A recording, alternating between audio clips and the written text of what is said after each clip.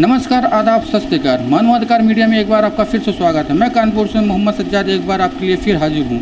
रक्षाबंधन का त्यौहार, जैसा कि आप जानते हैं कि भाई बहन का यह प्यारा सा अटूट सा बंधन जो कि हमें देखने को मिला कानपुर जिला कारागार के बाहर, जहाँ पर भारी संख्या में बहनों ने अपने भाइयों को राखी बांधी और लंबी लंबी कतार जो सुबह 7 बजे से लेकर शाम तक चलती रही।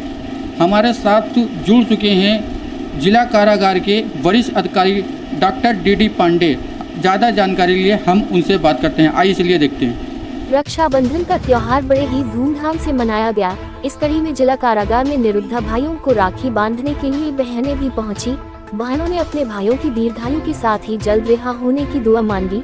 पहली बार जिला कारागार प्रशासन ने महिलाओं के बैठने के लिए टेंट लगवाया और जलपान कराने के बाद उन्हें अंदर भेजा। जेल रिकॉर्ड के मुताबिक शाम 5 बजे तक कुल 3000 बहनों ने अपने अपने भाइयों से मुलाकात की। कानपुर से रिपोर्टर मोहम्मद सज्जाद के साथ सौरभ कुमार की खास रिपोर्ट, मानवाधिकार मीडिया, सच आप तक। हमारे यहाँ जिला कारागार कानपुर नगर में इस समय लगभग 3000 बंदी हैं, निरुद्ध हैं। हम लोगों ने अनुमान लगाया था कि काफ़ी संख्या में 2 से 2500 बहनों को शायद आना होगा। तो इस बड़ी संख्या को देखते हुए हमने ये योजना बनाई थी कि सवेरे जल्दी ही मुलाकात की व्यवस्था शुरू करा दी जाए और उसके चलते हमने 7 बजे से ही इनको सबको इनके प्रार्थना पत्र ले करके और प्रवेश देना शुरू करा दिया था। और अब तक लगभग 1000 लोग बहनें जो हैं वो जा चुकी हैं। छोटे छोटे बैच में 100-150 इस तरह से, जैसे ही 100-150 लोग इकट्ठा हो जाते हैं उनको प्रवेश दे करके और उनकी राखी बांधने का कार्यक्रम कराया जा रहा है। हमने कुछ स्वयंसेवी संस्थाओं का भी सहयोग इसमें लिया है। उनकी ओर से बंदियों के परिजनों के लिए मिठाई की व्यवस्था, पेयजल की व्यवस्था और बिस्किट वगैरह, राखी, रोली, ये सब व्यवस्था की गई है।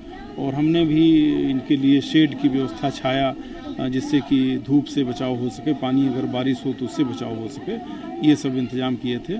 और हमारे माननीय मंत्री जी और डीजी सर का निर्देश था कि रक्षाबंधन को पूरी सुविधाजनक तरीके से और सुगमता के साथ मनाने की व्यवस्था की जाए।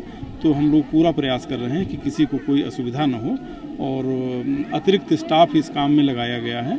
और जिला प्रशासन से, पुलिस प्रशासन से अनुरोध करके पर्याप्त संख्या में पुलिस बल की भी तैनाती कराई गई है कि अनुशासन पूर्वक सारी व्यवस्था संचालित हो सके। और आपने देखा है कि सब अच्छी तरीके से व्यवस्था चल रही है और इसमें जो स्वयंसेवी संस्थाएं हैं इनका भी हमने सहयोग लिया है। सर, ये जिस तरीके से भीड़ है तो ये शाम तक कितने बजे तक चलेगा ये कार्यक्रम? अब हमारे जो एप्लीकेशन लिखने के हैं काउंटर हैं उनमें संख्या घटने लगी है। लेकिन हमने ये कहा है कि जो भी लोग अगर किसी वजह से बस लेट हो गई, किसी की ट्रेन लेट हो गया या जाम में फंस गया हो तो अतिरिक्त समय उनको दे दिया जाए और उनके प्रार्थना पत्र ले लिए जाएं। जो विलम्ब से आए हैं उनको भी हम कोशिश ये करेंगे कि उनकी भी मुलाकात करवा दी जाए।